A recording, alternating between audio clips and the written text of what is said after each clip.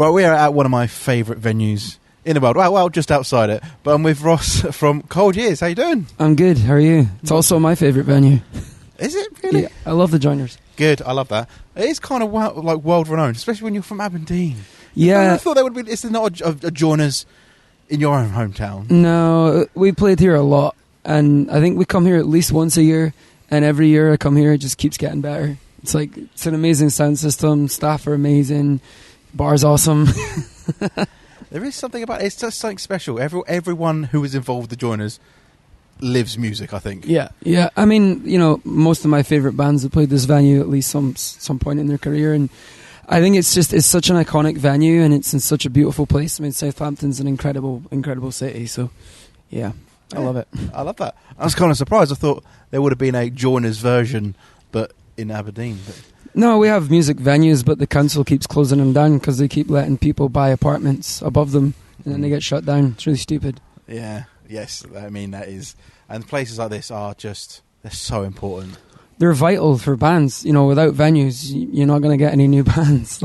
And it's always a highlight of every tour we do in the UK is coming here and seeing this place. It's iconic. That's good to hear. So how's the tour been going so far? You're currently out on the road with Dangerous Summer. Dangerous Summer. This is the last night tonight, and then we have a couple of weeks off, and then we go out with Bayside for some shows. And actually, this tour's been amazing. We started it with some headline dates, and then we joined these guys. They're playing Slam Dunk this weekend, and they had some shows in the run-up, and we said yeah. And it's been great fun. They're an amazing band. They're lovely people. We've been working hard and partying hard too. Oh yeah, you just said you went out last night. Surely you should have saved that to tonight. No, we're driving back home tonight. It's up to, I think we're going halfway. I think we're going up to Wolverhampton or something, and then the rest of the journey tomorrow. So. You're not going to get out here until what, 1? It'll be 4 a.m. before we get home tonight for the midway point, and then probably tomorrow afternoon get home. That doesn't sound like fun.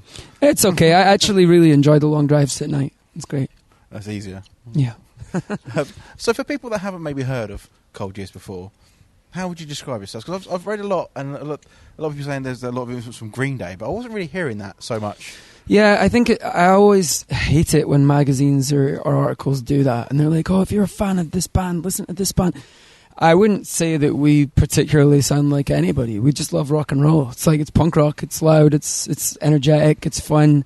Like all of our shows, we draw a lot of influences, and I don't particularly like to be put in one box. I think with this record especially, we kind of tried to do a bunch of different stuff, and yeah, it's I don't know. I mean, a lot of the tattoos on your arm, I love all those bands. So that's what I grew up with. Actually, I have a very similar tattoo. You can't see this if you're listening.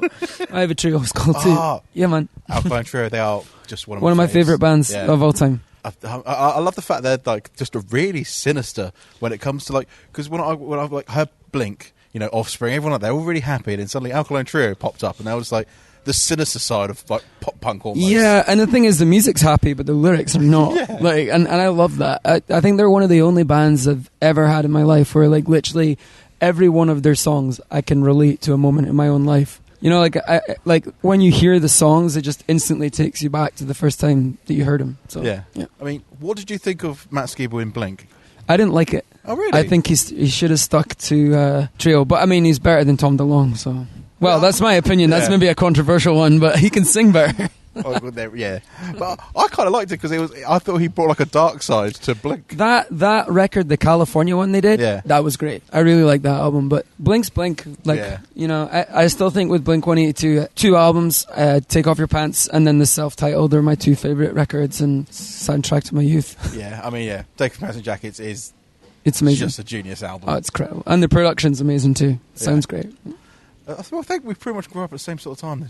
Yeah, I was born in '88, so so exactly the same time. I was growing up with MXPX and all these skate punk bands and I guess what you would call pop punk. I hate that terminology though. It's I still see it as punk rock. I don't know. Fuck knows. Genres don't exist. No, It's just you have to kind of put it into something. Yeah. So we grew up the exact same time. Yeah. So I was also 88. So that means the Tony Hawk soundtrack too was a key influence. I actually, I still have it on my Spotify playlist as a regular. Teenage Bottle Rocket, Skate or Die. It's like that whole album is just one of my favourite records. I still remember the first time I ever heard Blood Brothers by Papa Roach. Millencolin too. Millencolin are on that too. Yeah. They sound amazing. It's amazing. So obviously we're coming up to the festival season that Slam Dunk is this weekend. I'm going for the first time. What would be like your dream festival lineup? So I need at least 4 bands. Okay, alive or dead? Alive. So Alive. So it could actually happen. Okay, Turnstile, because I love Turnstile. The Foo Fighters, because Dave Grohl is a god. Yep. Green Day. And I would say, who's another good one? Bayside, actually. I love Bayside. They rip. So not you then? No, I just want to watch. I don't want to play. I just want to watch. Who's headlining though out of Green Day and Foo Fighters? Foo Fighters. They're a stadium rock album band. Like I think, but then they could all get on stage and play together. That would be even better. Wait, what song would Foo Fighters and Green Day do together? Learn to Fly. Yeah, it seems like a good collab song. Yeah. Foo Fighters are probably the biggest band. Like I would say so. At the moment. I would say so. Yeah. Sorry, there's a lot of drums going on over there. That's why. This is what you get when you do an interview at a venue. Yeah. No, totally. It's a hazard of the occupation. But I think it's a good one. Yeah. Totally. I mean, except soundtracks are normally quite boring, aren't they? Yeah. I mean, I actually quite like soundchecks. It's the only time I actually get peace, believe it or not, like during the day, because I find it's great. Like I find it really therapeutic, unpacking all your gear and just taking your time and moseying around, and everybody has fun. And yeah, we don't drink anything before we play, so it's like it's the calm before the inevitable storm that comes 2 hours later. So and then the inevitable end of the show. Yeah, I'm really sad that this is the last day of tour. I don't want to go home. I'm really sad.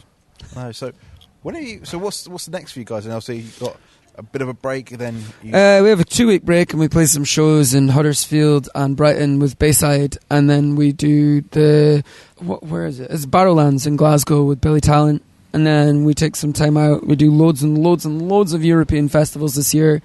Couple in the UK, and then we are out in Europe for like 3 weeks, September, October, and then I think we're going out again in November. I just don't know who with yet.